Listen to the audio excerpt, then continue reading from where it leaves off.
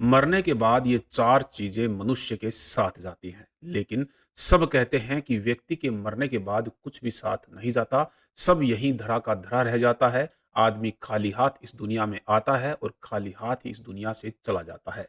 दुनिया में ऐसी कई बातें प्रचलित हैं, लेकिन गरुड़ पुराण में कहा गया है कि मनुष्य इस मृत्यु लोक में ना तो खाली हाथ आता है और ना ही यहाँ से खाली हाथ जाता है। लेकिन प्रश्न ये उठता है कि मनुष्य क्या लेकर आता है और क्या लेकर जाता है। तो आइए जान लेते हैं कि जब मनुष्य जन्म लेता है तो साथ क्या लेकर आता है और जब वह मर जाता है तो साथ क्या लेकर जाता है। अतः पूरी जानकारी के लिए वीडियो को अंत तक ध्यान से अवश्य देखें और साथ ही वीडियो को लाइक और शेयर अवश्य करें। दोस्तों, गरुड़ पुराण में कहा गया है कि मनुष्य अपने जन्म के दौरान जो कुछ भी साथ लाया है वो सब तो वो वापिस अपने साथ लेकर के ही जाएगा, परंतु वह वो भी साथ लेकर के जाएगा जो उसने यहाँ रहकर इस जन्म में अर्जित किया है।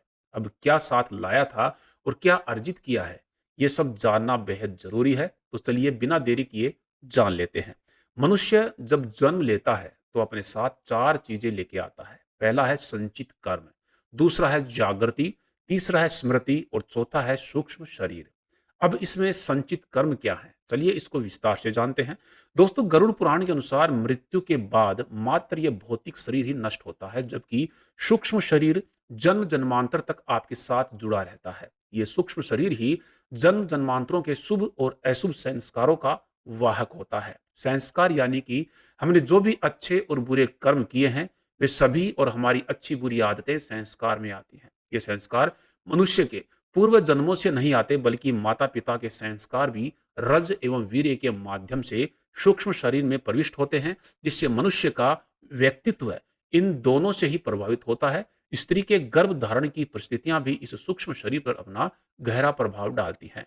ये कर्म संस्कार ही प्रत्येक जन्म में संग्रहित होते चले जाते हैं, जिससे अच्छे और बुरे दोनों कर्मों का एक विशाल भंडार बनता जाता है। इसे ही हर जन्म का संचित कर्म कहते हैं। अब 2 नंबर पे आगे जान लेते हैं कि ये स्मृति क्या है। दोस्तों, गरुड़ पुराण के अनुसार इस पृथ्वी पर 1% भी लोग नहीं होंगे जो अपने पिछले जन्म के बारे में जानते होंगे कि वो पिछले जन्म में क्या थे। प्रत्येक व्यक्ति के पास अपने पिछले और इस जन्म की कुछ खास स्मृतियां संग्रहित रहती हैं।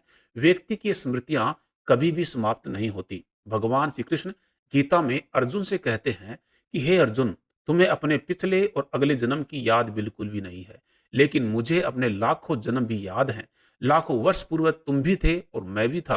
किस जन्म में तुम क्या थे ये सब मुझे ज्ञात है, और अगले जन्म में तुम क्या बनने वाले हो यह भी मुझे पता है, क्योंकि मैं तुम्हारे संचित कर्मों की गति भली भांति देख पा रहा हूं। अतः यह कहना होगा कि जब व्यक्ति जन्म लेता है तो वह अपने पिछले जन्म की स्मृतियां भी अपने साथ लाता है, लेकिन वह जैसे जैसे बड़ा होता जाता है उन स्मृतियों को भूलता चला जाता है। अब भूलने का अर्थ ये नहीं है कि वे स्मृतियां सदा के लिए ही मिट गई। ये स्मृतियां अभी भी आपके सूक्ष्म शरीर के मस्तिष्क में हैं, लेकिन आप इस सांसारिक मोह माया में फंसकर उन स्मृतियों को इस जन्म में भुला चुके हैं। इस तरह जब व्यक्ति मरता है तो वह इस जन्म की स्मृतियां भी बटोर कर अपने सूक्ष्म शरीर के साथ ले जाता है। अब नंबर 3 पे जान लेते हैं कि जागृति क्या है। दोस्तों, यह विषय थोड़ा जटिल है। प्रत्येक मनुष्य और प्राणी के भीतर जागृति का स्तर अलग अलग होता है। ये उसकी जीवन शैली, संवेदना एवं सोच पर निर्भर करता है। उदाहरण के लिए हम समझ सकते हैं कि एक कुत्ता मनुष्य से कम जागृत है। जैसे एक शराबी व्यक्ति होता है, उसका बेहोशी का स्तर अगर ज्यादा है तो वह भावनाओं और विचारों के वश में अधिक रहता है, अर्थात उसके जीवन में भोग, संभोग और भावना ही महत्वपूर्ण होती है। आप इसको इस तरह से समझें कि आप में और पशुओं में क्या खास फर्क है। आप कपड़े पहनते हैं और थोड़ा बहुत सोचते हैं, लेकिन बाकी सारी की सारी वही प्रवृत्तियां हैं जो एक पशु में होती हैं, जैसे ईर्ष्या, काम, भूख, प्यास, लालच, मद आदि तरह की सभी प्राथमिक प्रवृत्तियां। मनुष्य के अलावा अन्य प्राणियों को सिर्फ प्राणी इसलिए कहते हैं कि वे प्राण के स्तर पर ही जीते हैं और प्राण के स्तर पर ही मर जाते हैं। उनका मन ज्यादा सक्रिय नहीं रहता। मनुष्य में मन ज्यादा सक्रिय रहता है, इसलिए वे मन की भावना एवं विचारों में ही अधिक खोए रहते हैं। वे मानसिक हैं और मन से ऊपर उठने पर ही जागृति शुरू होती है। जागृति का प्रथम चरण बुद्धि, द्वितीय चरण विवेक और तृतीय चरण आत्मावान होने में है। प्रार्थना और ध्यान से जागृति बढ़ती है। इन सभी को मिलाकर के कहा जाता है कि व्यक्ति अपने साथ धर्म ही लाता है और धर्म ही ले जाता है। क्योंकि धर्म का शाब्दिक अर्थ है धारण करना। शास्त्रों में कहा गया है कि व्यक्ति की मृत्यु होने पर उसके सगे संबंधी भी व्यक्ति की उस मृत देह से कुछ समय में ही अपना मोह त्याग देते हैं और उस देह का अंतिम संस्कार कर वहां से चले जाते हैं। लेकिन इस समय भी मात्र धर्म ही एक ऐसा साथी होता है जो उस सूक्ष्म शरीर के साथ जाता है। यहाँ धर्म का अर्थ है अच्छे और बुरे कर्म से इस जन्म की स्मृति और जागृति, साथ ही सूक्ष्म शरीर तो है ही।